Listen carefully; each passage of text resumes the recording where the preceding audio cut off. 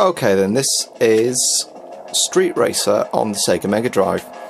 You've probably heard of the SNES game, which was really just a...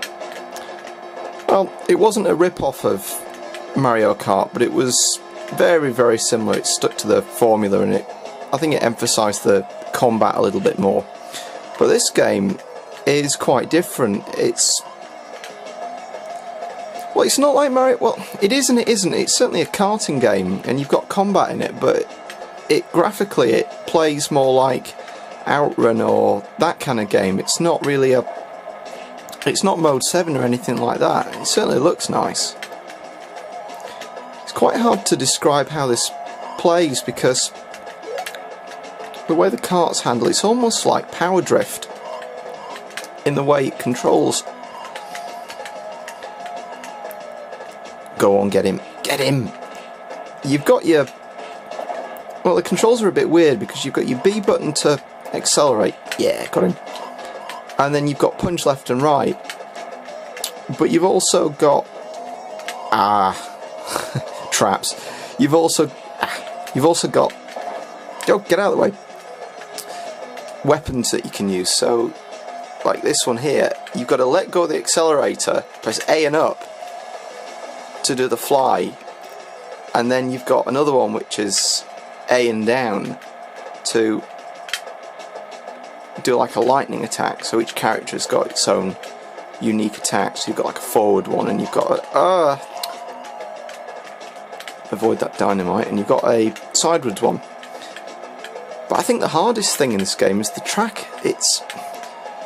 Well, I think graphically it's quite a nice accomplishment for the Mega Drive. It certainly looks a lot better than something like Outrun does. But what it's doing is it's really just it's hard to explain. It's almost like if you imagine a game like a top-down shoot-'em-up game and you're flying up the screen, and it's doing that, but it's just warping the graphics left and right to simulate the corners. But it feels really weird because it's almost like the game Super Burnout on the Jaguar, because you get to the corner and it's just wham, straight into a corner and you can't see where you're going. It's a bit weird.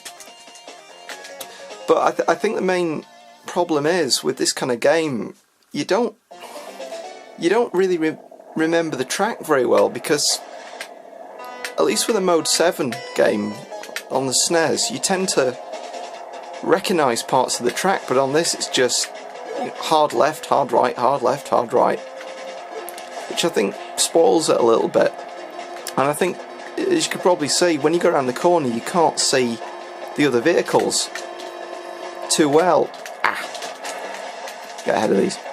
And I think it sort of spoils the idea of racing as a pack and fighting each other, because it's... I don't know, I tend to find this with games like this, that with racing games, unless you've got a very wide track, you tend not to see the other cars too much, and you really just ignore them. So on games like Lotus Turbo Challenge, you just race past cars and you just pay attention to whether you're first or not. But with this, all the players have got their own personalities, and it's lost a little bit. But at the same time, it is quite a challenging game. So, still not sure what to think about this game. It's been out nearly 20 years, so I've had a long time to think about it. But I think if you see it as a game in its own right and don't try and compare it to the SNES game, then I think you'll perhaps enjoy it a lot more. Out my way. Sod off, go away. Have I got him? Got him. Do the lightning attack.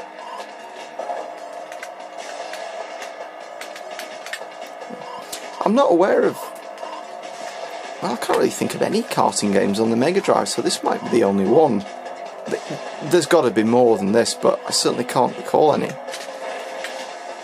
Yes, that's it. I'm second. I think the map... oh, shit, I've picked up some dynamite. Yeah, still stuck to the car. I'm going to blow up in a minute. I better use my turbos while I can.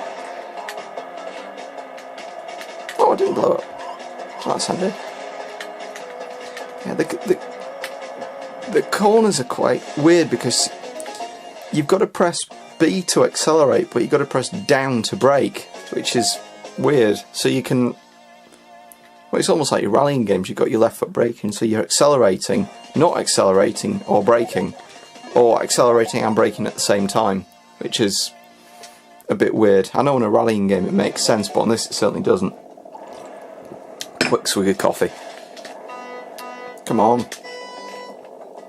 I don't like the starts. It seems to take too long.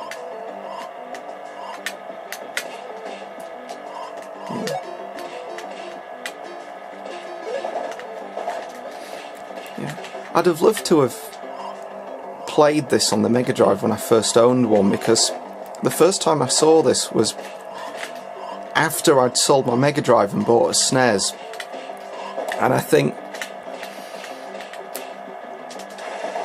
don't think I'm the only person to be guilty of this, but I think for people that owned a SNES, we tended to have viewed the SNES as being a little bit of a generational step up from the Mega Drive, so the Mega Drive seemed a bit graphically dated.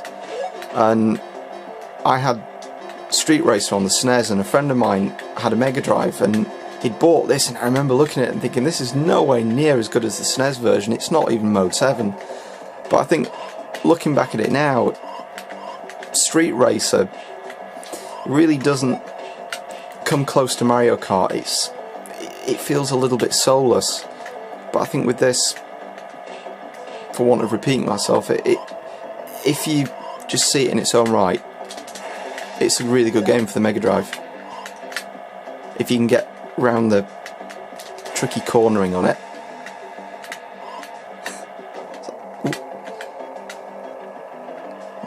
It's a shame really that the road effect, I mean, for as nice as it looks, it doesn't have hills, it doesn't go up and down, which I think would have really made it look a lot more impressive, because Mode 7 was always flat, apart from, what was it called, Super Off-Road the Barger, that had hills. So I think if they'd have been able to combine the two effects, so this tile map, the left and right distortion with some hills, it'd look really nice, but I think it might have been a little bit too much for the Mega Drive. You're almost getting into your Batman Forever territory on the Mega CD, which is a really nice looking game, on the racing sections at least. Yeah. Right, I think I'll leave it at that. It's a fun little game. It's just a shame that the combat seems to take second place really, because you just overtake the cars and you can't really, well, you don't have a mirror, so you can't see what's behind you unless you look at the map. Yeah, certainly one to check out. If you can get it cheap, then give it a go. I certainly wouldn't pay a lot of money for this game, but I think if you're a fan of racing games on the Mega Drive and you like its graphical style, then I think you'll enjoy this. But I think if you are very much a Mario Kart fan, you might find the change a little bit jarring. And certainly if you're a fan of Street Racer on the SNES and you play this looking for more of the same, you might be disappointed. Right, thank you for watching.